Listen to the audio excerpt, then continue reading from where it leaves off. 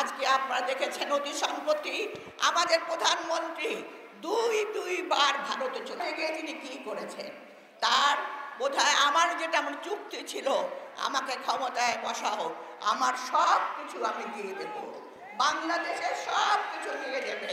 তাই অসম চুক্তি করে বাংলাদেশের নিরাপত্তা বিকৃত করে বাংলাদেশের স্বার্থের বাইরে আজকে বাংলাদেশকে অন্য দেশের দাসে পরিণত করার চেষ্টা করছে।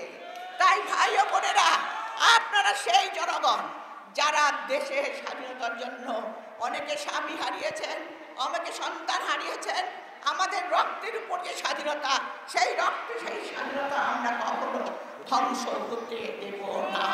আজকে দেখেন আমাদের এই বর্তমান একটা ফ্যাসিস্ট সরকার, যার কোনো জবাবদিহিতা নাই, যে কিনা বিনা নির্বাচনের মাধ্যমে জোর করে আরেকটা দেশের সহায়তায় জোর করে ক্ষমতা দখল করে আছে।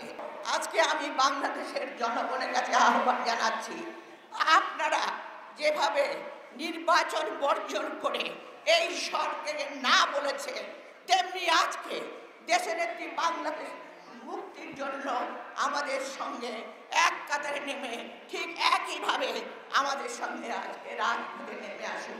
আসুন, আমাদের লড়াই শুরু হয়েছে, সেই লড়াই থামবে না যদি না দেশনেত্রীর মুক্তি না আমরা করতে পারি। মনে রাখবেন, এই মুক্তি হলে আমাদের গণতন্ত্রের মুক্তি হবে। আমরা জানি আমাদের আপসহীন নেত্রীকে কিভাবে তারা মেরে ফেলার চক্রান্ত করছে।